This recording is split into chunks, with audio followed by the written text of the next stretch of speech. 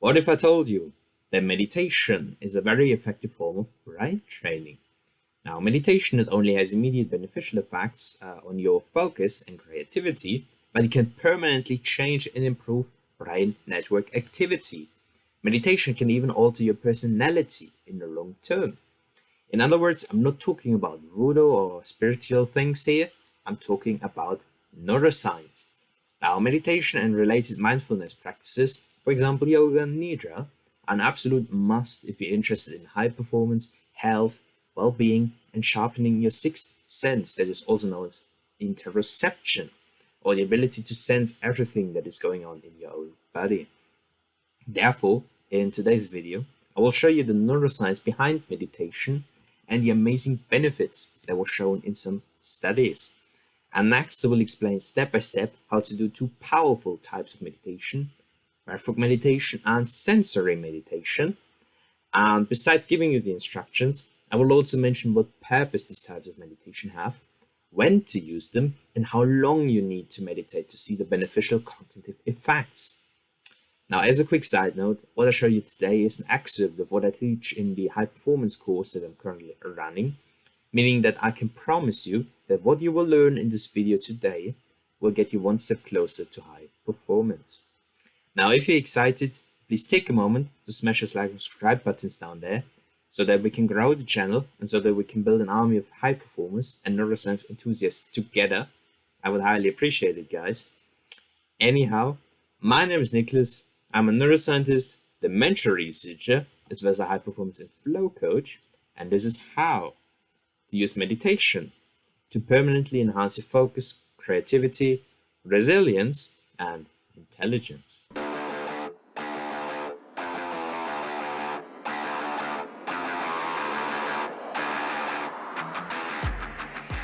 So let's have a look at meditation as a high performance habit. Now, in today's video, I will talk about two types of meditation, which are breathwork meditation and sensory meditation. Now, breathwork meditation, in simple terms, is that you focus on your breath, and in case your attention wanders away, maybe you think about other things, someone walks into your room, etc., you simply redirect your attention back to your breath and you keep it there. On the other hand, sensory meditation means that you focus on the sensations in your body. That means your thoughts, the emotions that arise, what you see, what you hear, what you smell, and also things in your environment, etc. Now, generally spoken, 5 minutes of meditation, doesn't matter what type it is, tends to reduce the noise in your mind. So noise meaning that when you're extremely stressed, again, you have all of those crazy thoughts popping up in your mind. If you want to get rid of those, 5 minutes of meditation are sufficient. On the other hand, if you want to see the cognitive benefits that we'll show you in a moment, then you need to meditate between 12 to 20 minutes. Now, generally spoken, what you also need to know is that breathwork meditation, that means focusing on your breath, in fact improves your focus afterwards. So it gets you into a so-called convergent thinking mode. Convergent thinking means that it all runs together. And you also get a reduction in stress hormones, so a reduction in the so-called sympathetic nervous system in your body. The sympathetic nervous system is the one that's responsible for the fight and flight response. On the other hand, if you do sensory meditation, then it does the opposite. It actually increases your creativity. So it improves divergent and broad thinking, so idea generation and things like that. And you get the same effect that you get the reduction in stress hormones and the reduction, of course, in your sympathetic drive. Now, generally, meditation has immediate benefits. So you do the session, you get benefits thereafter for the hours afterwards. However, if you do a meditation regularly, then it can actually change your brain activity in the long term. And what's even more crazy is that it can even alter your personality. Now, what are those benefits, you ask? Now, I listed a bunch of them here, so we'll just go over them in the next moments. First and foremost, what is actually very impressive is that meditation increases gyrification. Now, gyrification is cortical folding. Now, if you think about the brain, obviously the brain is folded. That is simply to fit the brain into your skull. And meditation can increase the amount of folding you have in your brain. And what that does is actually very cool. In this case, actually, gyrification correlates with intelligence. So again, the more your brain is folded, the more intelligent you are, as correlation studies show. So meditation can literally make you more intelligent by increasing the amount of cortical folding.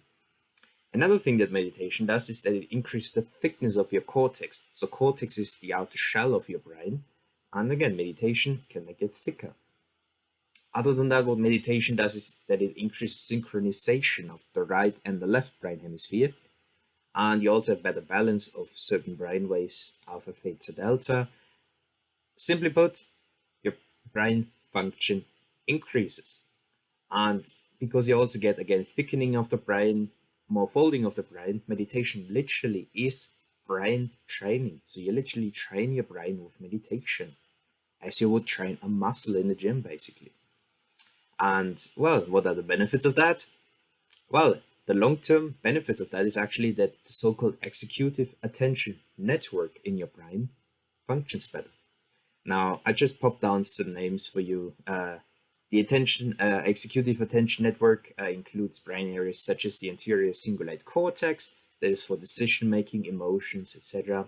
We have the dorsolateral prefrontal cortex, which is where logical thought and planning also take place, etc. The outcome is, in simple terms, that you have improved info processing, you have improved attention, and you have also an increase in focus, in fact. And it is also partially because you have actually a decrease in your so-called default mode network in the brain if you meditate a lot. Now, the default mode network, this one is active when your mind is wandering, when you're daydreaming, you're thinking about what you want to eat for dinner while you should actually be at work, things such as that. And again, since this default mode network tends to be less active if you meditate a lot, you are more likely to be focused. You're more likely to be, or it's more likely that the executive attention network is active. On the other hand, as I mentioned earlier, what meditation does is that it reduces stress, because it can literally flush those stress hormones, adrenaline and cortisol, out of your body. So it literally reduces sympathetic drive. And that means that your breathing rate slows down, your heart rate slows down, and your blood pressure literally can go down after a meditation session. And that is because adrenaline and cortisol are removed. On the other hand, there are actually some cool effects on neurochemicals that you see immediately while you meditate. Now, different studies have actually shown that meditation in itself, it improves blood flow. So it improves blood flow actually to the prefrontal cortex. So this brain area, again, is involved in decision making, logical thinking, planning, etc. And what that results into is that another brain area is activated, reticular nucleus of the thalamus, if you want to know. And this brain area then increases a neurochemical, or releases a neurochemical called GABA. And GABA generally tones down activity in the brain, meaning that that is one of the ways in which meditation can reduce anxiety. Because again, if you're anxious, you tend to overthink, you tend to pay too much attention to what is going on in your body, extreme heart racing and things such as that. Whereas, again, if GABA is released, then all of that is toned down, including the anxiety reaction in your brain. Other than that, very important is that meditation increases a neurochemical called serotonin. Now, serotonin is mood improvement and antidepressive. So much so that people that have depression are actually injected with drugs that increase serotonin. Those are called serotonin reuptake inhibitors. Other than that, what meditation also does is that it seems to improve melatonin production later on, meaning that if you meditate, you are likely to sleep better at night. Other than that, lastly, what meditation does, what it also does is that it can sharpen your so-called sixth sense, which is interoception. Now, interoception is the ability to sense what is going on in your body, to sense your thoughts, emotions, whether something is twitching or itchy, etc., whether something is normal, whether things are going well in your body. And how this works is that, generally spoken, information is sent from your heart, from your gut, from your liver, etc., via a nerve that is called the vagus nerve up to your brain. And the information that is sent up decides your mood, basically. That is one of the reasons why your gut is so important for your mood and for your brain health, because again, the status of your gut, whether it's inflamed, whether it's good, whether you're bloated, etc., all of that is sent via the vagus nerve into your brain, and then in the brain is interpreted and it decides how you feel. And again, the ability of interoception can be improved with meditation. So meditation allows you to sense what is going on in your body and to interpret all of the information, the signals that are sent to your brain. And it's very well known in correlation studies now that having high interoception is correlated with well-being, is correlated with making better decisions, in fact, intuition. It's correlated with mood, so good mood, bad mood, and of course with depression even. Now, to give you a few examples, intuition, for example, it's known that people who can sense the heartbeat make better decisions. And that is because you tend to get an increase, speed up in your heart rate whenever you get an epiphany, basically. Or when you want to make a decision again, and you again get this epiphany that this decision might be the best one, people who can sense the heartbeat, who can sense this little bit of an increase of a change in the heart rate while epiphanies occur in their brain, those people are more intuitive. Other than that, there's also depression. It's actually insane. There was in fact a study in which a depressive patient, was literally describing how horrible she felt, how terrible her entire life is to her therapist, and they decided to switch on a device. So what this device did is something called transcranial magnetic stimulation of the vagus nerve. So literally you give yourself a little electric shock behind the ears to stimulate your vagus nerve. And within seconds, literally, the mood of this patient changed in this study.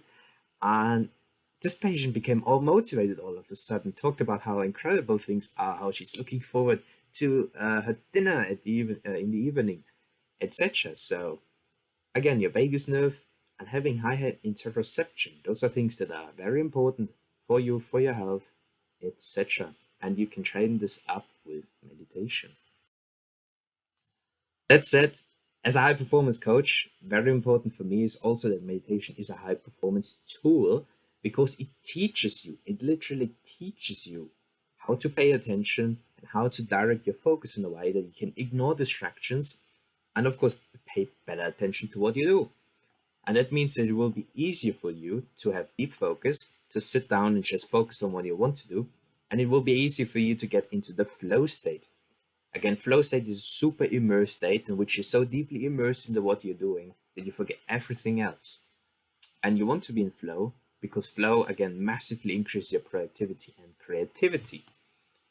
Now, this is actually a really nice study that I found from 2018. It's called Brief Mindfulness Meditation Improves Attention in Novices, Evidence from ERPs and Moderation by Neuroticism. This study is very interesting because all it did was a single 10-minute meditation. A single 10-minute meditation. So these people did that for the first time in their lives, basically. And for your information, in the study, they used 40 undergraduate students between the ages of 17 and 22. And then they let them do a so-called flanker test. So I did the meditation and then I had to do this so-called flanker test. Now what that is, I popped you down an image on the right-hand side. And the flanker test, you basically have arrows that show to the left and to the right. And you simply need to press the key, either right or left, depending on what is in the middle. So if the arrow in the middle shows to the right, you click right. If the arrow in the middle shows to the left, you click left. And the point or the tricky part of this is that they are flanked. The middle arrows are flanked by arrows that either show in the same direction or in different direction, basically. So congruent or incongruent, or neutral also, meaning that you just have blocks there, for example. And yeah, that means that you of course need to pay attention. You only need to pay attention to the middle one, and you need to ignore side objects. And what I found is very interesting, that just this 10-minute meditation, one time, actually increased the accuracy in this flanker test. So people who just did this meditation were more accurate and they were quicker.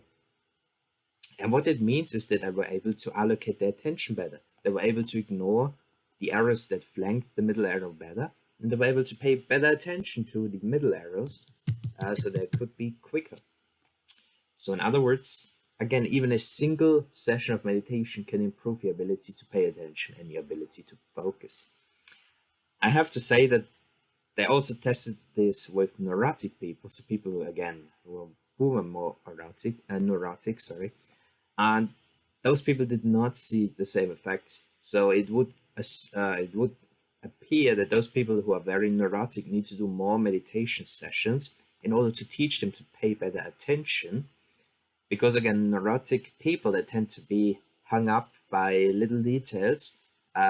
Just little details catch their attention so much that they cannot remove their attention from it. So that would once again suggest that you would have to do meditation for a longer time. However, meditation is a very powerful tool. And again, if you do it in the long term, you will see the positive benefits on your brain. So that opens up the question, how do you do it? Now, generally, again, 12 to 20 minutes is what you should do to get the positive benefits so that your cortical thickness increases, that you get the gyrification, as well as all of the cognitive benefits like better attention and focus in the long term.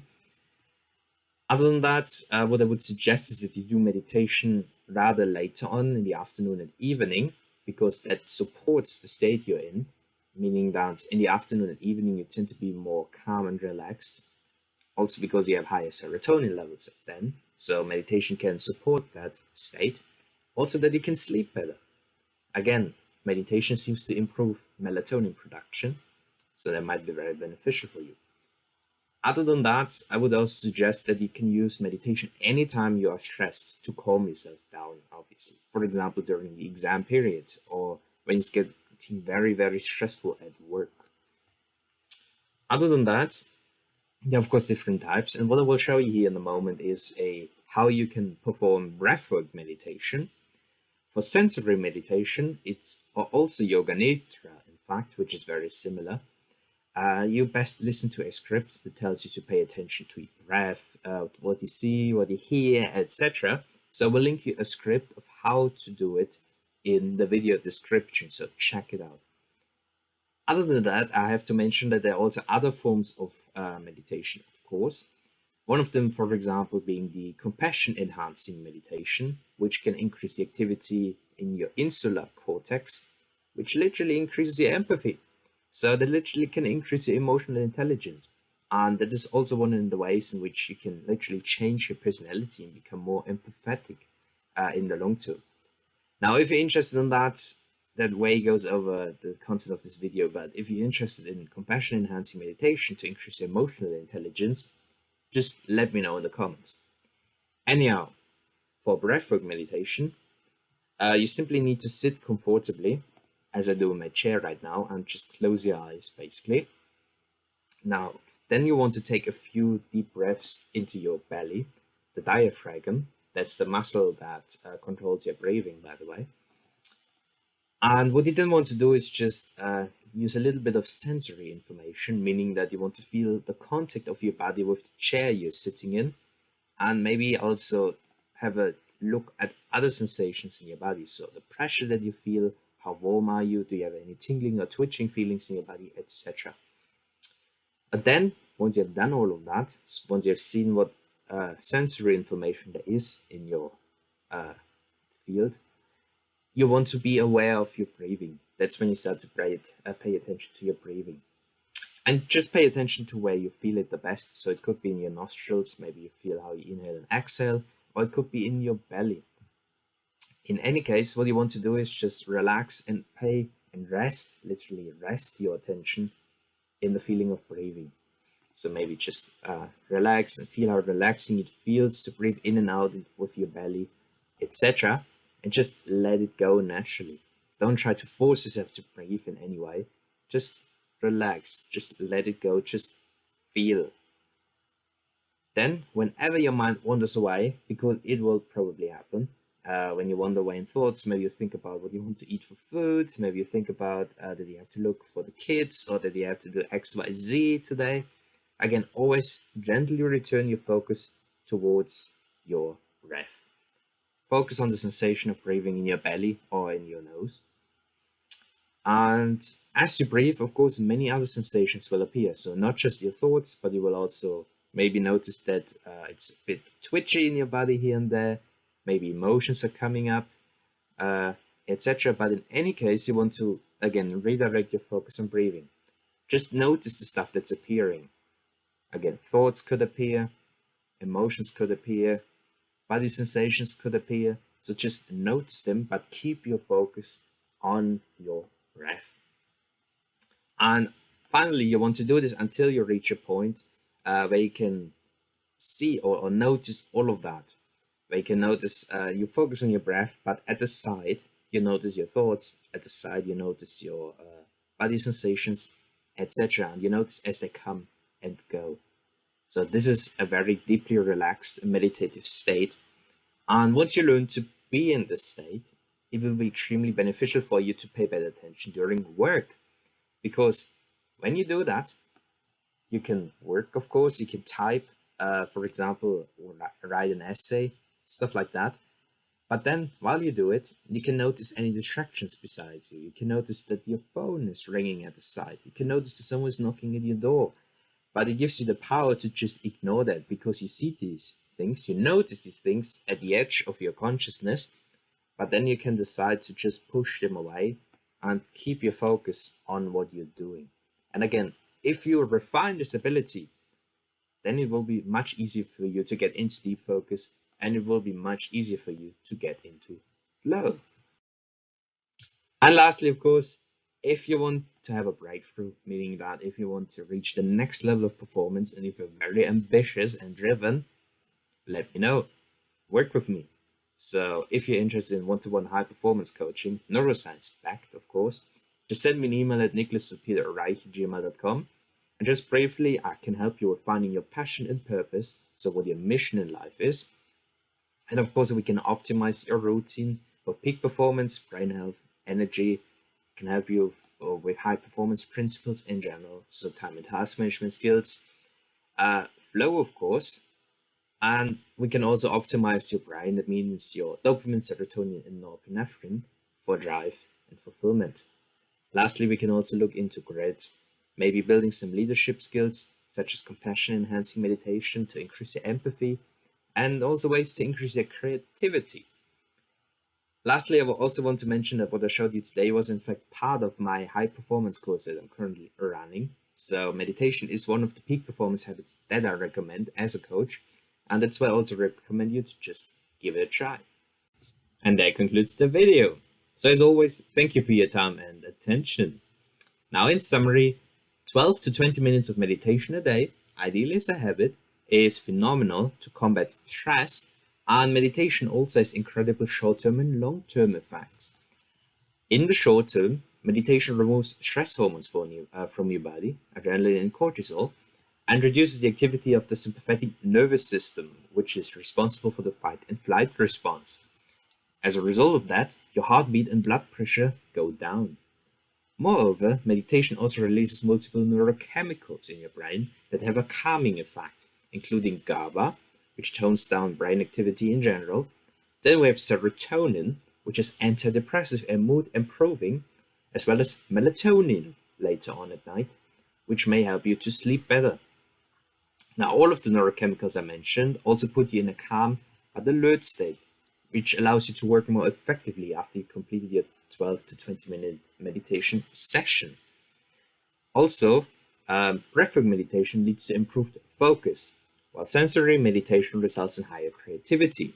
So choose what type of meditation is best for the type of work that you want to do.